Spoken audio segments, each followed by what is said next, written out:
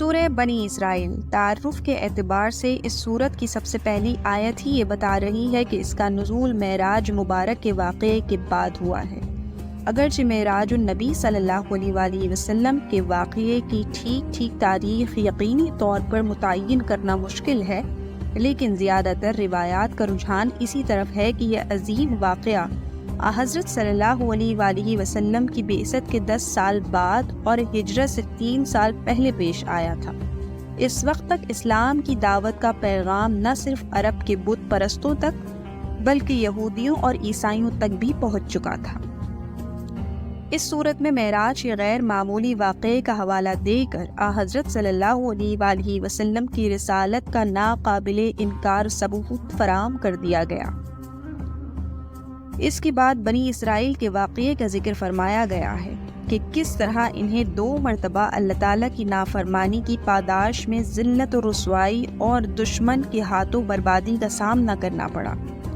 اس طرح مشرکین عرب کو سبق دیا گیا ہے کہ وہ قرآن کریم کے مخالفت سے باز آ جائیں، ورنہ ان کو بھی اسی قسم کے انجام سے سابقہ پیش کیا جائے گا۔ اس طرح مشرکین عرب کو سبق دیا گیا ہے کہ وہ قرآن کریم کی مخالفت سے باز آ جائیں، ورنہ ان کو بھی اسی قسم کی سزائیں دی جائیں گی،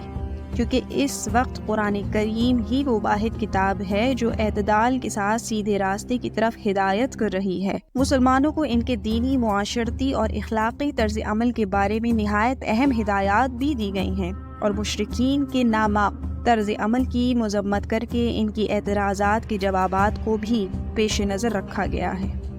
اور مسلمانوں کو ہدایت کی گئی ہے کہ وہ اللہ تعالیٰ پر بھروسہ کرتے ہوئے اسی کی عبادت کرتے رہیں۔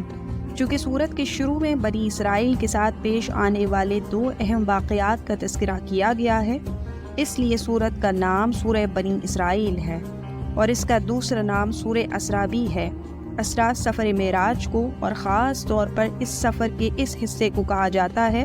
جس میں حضور صلی اللہ علیہ وآلہ وسلم کو مسجد حرام سے بیت المقدس تک لے جایا گیا۔